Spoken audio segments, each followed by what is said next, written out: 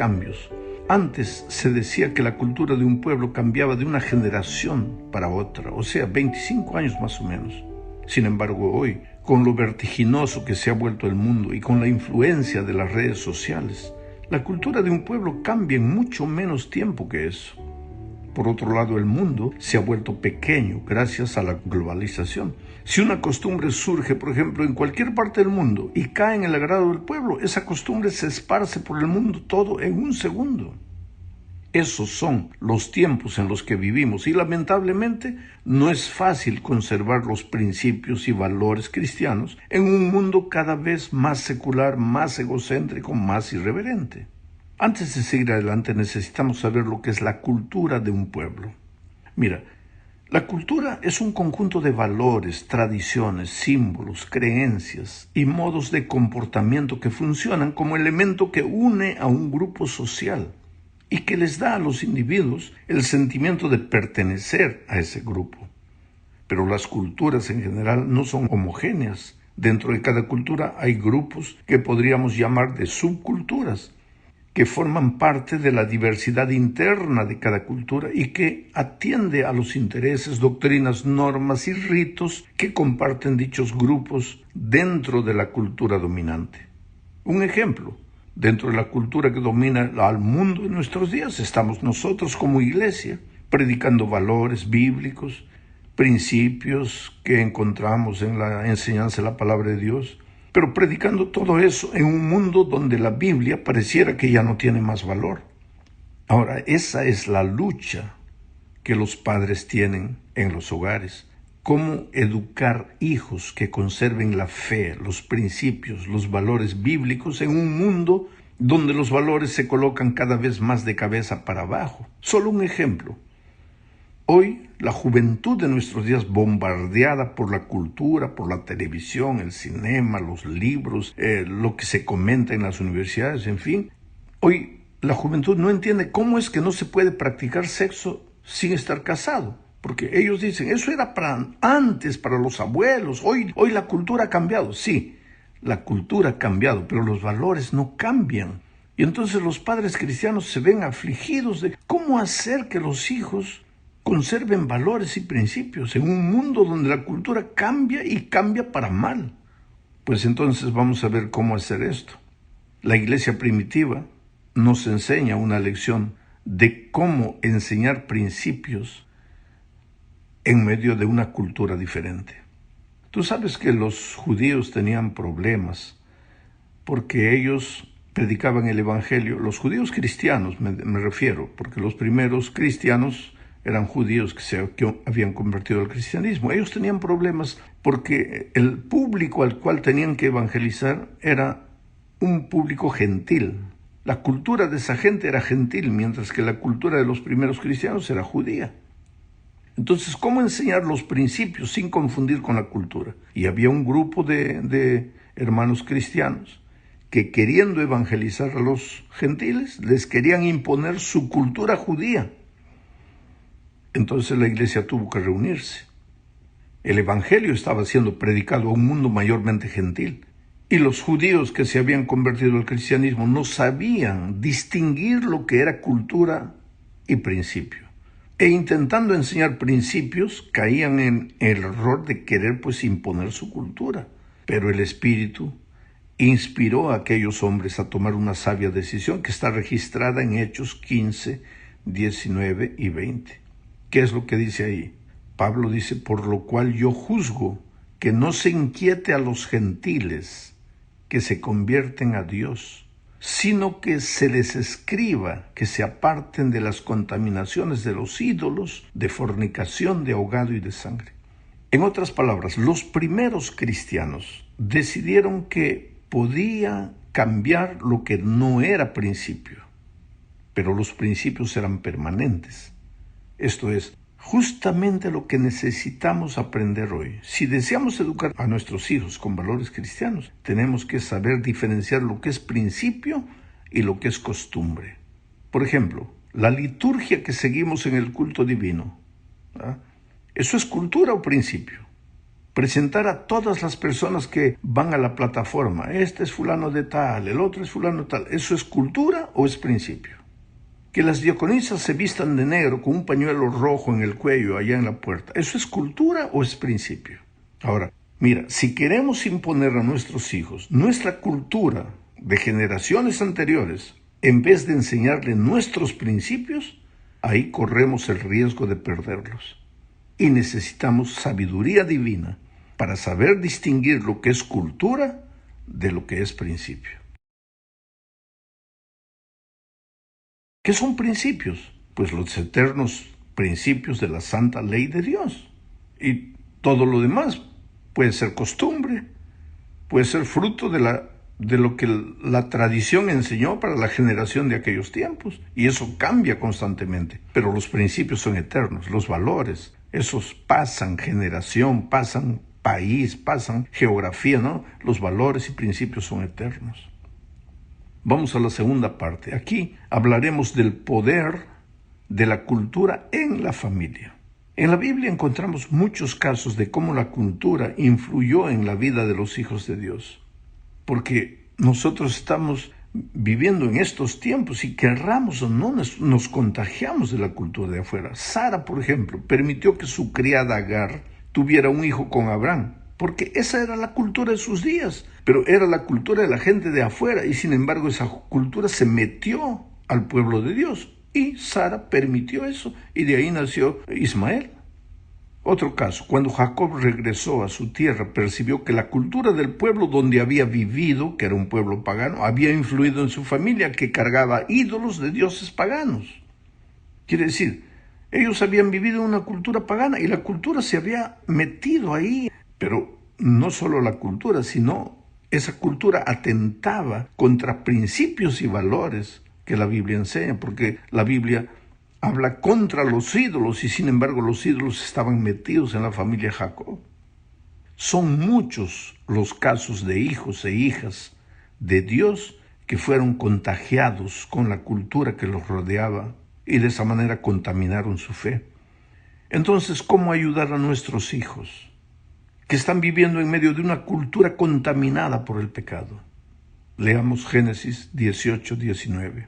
Dice, porque yo sé, y aquí se está hablando de Abraham, porque yo sé que mandará a sus hijos y a su casa después de sí, que guarden el camino de Jehová, haciendo justicia y juicio, para que haga venir Jehová sobre Abraham lo que ha hablado acerca de él. ¿Sabes, querido? Dios habló esto refiriéndose a Abraham. Tú puedes tomar este texto y querer imponer sobre tus hijos la manera como se adoraba a Dios en tu tiempo o la manera de vestir de tu tiempo, pero el estilo de la ropa, ¿es principio o es costumbre? ¿Es cultura o es principio? Hay principios dentro de la vestimenta y uno de esos principios es que la ropa es para cubrir el cuerpo, no para mostrarlo. Pero yo no estoy hablando de eso, yo estoy hablando del estilo de la ropa. Es el estilo de nuestros padres y abuelos lo que debemos querer imponer a nuestros hijos sobre el argumento de no querer que el mundo entre a la iglesia. Cuidado, querido. Volvamos al texto que leímos, porque yo sé que mandará a sus hijos y a su casa después de sí que guarden el camino de Jehová. ¿Cuál es el camino de Jehová? Cuando Jesús estuvo en esta tierra dijo, yo soy el camino. Ahora, si Jesús es el camino, ¿en qué consiste enseñar a nuestros hijos a andar en el camino o a guardar el camino? Esto es vital y esto tiene que hacernos pensar con seriedad. Nuestro deber como padres es enseñar a nuestros hijos a caminar con Jesús en una experiencia diaria de comunión. Eso es enseñarles a andar en el camino. Y no hay comunión sin el estudio diario de la palabra de Dios, sin la oración permanente en todo tiempo y sin hacer otro discípulo. Y para los jóvenes es tan fácil hacer amigos. Entonces, ¿cómo no sería fácil hacer nuevos discípulos para Cristo? Ahora, si logramos enseñar a nuestros hijos a andar con Cristo, sabremos o habremos logrado que ellos también sean leales a Jesús y se mantengan inmunes a la cultura dominante de nuestros días. En la tercera parte de este estudio veremos que los cambios en la vida de una familia pueden ser factores favorables para que la cultura que rodea al cristiano ingrese en el seno de la familia con más facilidad. En el caso de Abraham, por ejemplo, salir de su tierra rumbo a la tierra que Dios le mostró involucró un cambio radical. Lejos de su gente, Abraham y su sobrino Lot tuvieron que aprender a convivir juntos. Hubo un momento en que los pastores de ambos empezaron a discutir, a pelear, y ellos tuvieron que separarse. Lot se instaló entonces en la llanura de la ciudad y permitió que la cultura que lo rodeaba influyera en su familia. Abraham, sin embargo, logró encaminar a sus hijos en los caminos del Señor. Pero ahí vemos cómo el salir de su tierra para otra tierra, claro, llega a la nueva tierra, busca amigos, porque nadie ha nacido para vivir solo, busca amigos, y la cultura del ambiente que lo rodea comienza a contagiar a la familia por causa del cambio. En el caso de Esther, que es otro caso que se menciona en la lección de esta semana, Esther había quedado huérfana. Su tío Mardoqueo la continuó cuidando hasta que el rey la llevó a su palacio y se casó con ella. Sin embargo, Esther no se dejó, al contrario de Lot, Esther no se dejó contaminar por la cultura que la rodeaba, y hoy la podemos recordar como una heroína de la fe. Lo mismo sucedió con Sadrac, Mesac y Abednego, jóvenes hebreos que dejaron su tierra durante el exilio, pero en la nueva cultura supieron conservarse fieles a Dios y a sus principios. Quiere decir, los cambios, los incidentes traumáticos de la vida, las nuevas situaciones que la vida nos presenta, no son argumentos para acomodarnos a la cultura que nos rodea. Es posible ser fieles a Dios cuando fuimos enseñados a vivir en función de Dios y no simplemente de tradiciones y costumbres. La iglesia tiene un lugar en la vida de los cristianos, pero la iglesia no puede sustituir al Señor Jesucristo. Jesús y su iglesia son uno solo, porque Jesús es la cabeza, su iglesia es el cuerpo. Pero cuando tú enseñas a tus hijos, es que la iglesia, pero tenemos que defender a la iglesia, luchar por la iglesia, pero te olvidas de enseñar a amar a Jesús, que es la cabeza, a vivir en función de Jesús. Oh, querido, la iglesia no ve a tu hijo todo el tiempo, pero Jesús lo ve todo el tiempo. Entonces, enséñale a ser leal a Jesús, a amar a Jesús, y en consecuencia será fiel a la iglesia. En la cuarta parte de este estudio veremos que no es posible querer que la generación presente haga las cosas como la generación pasada las hacía. Los tiempos cambian, la cultura cambia, pero ya dije, los principios son eternos. Eso necesita estar bien claro en la mente de todos. Los estudios sobre cómo se transmiten a las generaciones futuras los valores y las creencias en organizaciones como las iglesias muestran que los fundadores de una iglesia, como vamos a decir la iglesia adventista, los fundadores, esos eran hombres y mujeres comprometidos con las creencias. Al fin de cuentas, fueron ellos los primeros que defendieron esos principios de fe. Pero en una o dos generaciones, y miren qué generación hoy día estamos en materia de historia, porque la primera generación de adventistas fue el año 1863 y hoy día estamos en 2019. Y los estudios dicen que en dos generaciones muchos ya empiezan a perder de vista los principios, se olvidan de los valores. Quizás estén de acuerdo con la organización, pero generalmente por costumbre. En las generaciones posteriores, la cultura influye mucho en el comportamiento. La pasión de los fundadores se diluye. Eso fue lo que sucedió con Israel en el pasado. Jueces 2, 7 al 10 dice lo siguiente, voy a leer. Y el pueblo había servido a Jehová todo el tiempo de Josué y todo el tiempo de los ancianos que sobrevivieron a Josué, los cuales habían visto todas las grandes obras de Jehová que él había hecho por Israel. Pero murió Josué, hijo de Nun, siervo de Jehová, siendo de 110 años, y lo sepultaron en su heredad en Timat-Será, en el monte de Efraín, al norte del monte de Gaz. Y toda aquella generación también fue reunida a sus padres. Y se levantó después de ellos otra generación que no conocía a Jehová, ni la obra que él había hecho por Israel. ¿qué cosa? Se levantó otra generación que ya no conocía la historia. Entonces, delante de esta realidad, ¿cómo hacer para transmitir principios y valores? Yo creo que una de las primeras cosas que tenemos que hacer es contar la historia de nuestra iglesia a nuestros hijos. Ellos deberían saber cómo surgió la iglesia adventista. Ellos deberían saber lo que sucedió en 1844, lo que sucedió en 1863, cuando la iglesia adventista se organizó, cómo la iglesia se esparció por el mundo. Pero cuando nosotros no contamos la historia de la iglesia para nuestros hijos, pues, ¿qué historia tienen? Entonces ellos van a tener una visión de iglesia, a veces, de una iglesia donde los principios comienzan a caer, a desaparecer. Y algunos hermanos sinceros, queriendo mantener los principios, quieren mantener las tradiciones, las costumbres, y entran en choque con una generación que ha aprendido que la libertad es lo más sagrado que tiene. En la última parte de este estudio veremos cómo transmitir el Evangelio a las nuevas generaciones.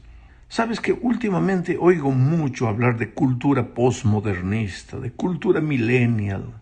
El millennial es aquel que tiene hoy entre 23 y 38 años. ¿Cómo predicar el Evangelio a esa generación?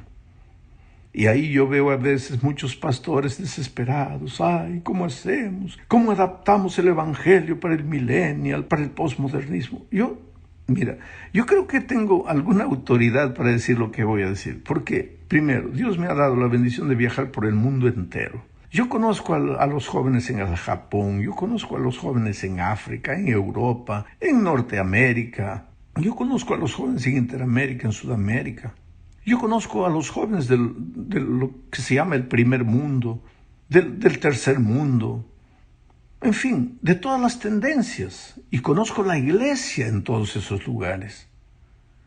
Y en todos los lugares predico el mismo mensaje. ¿Sabes por qué?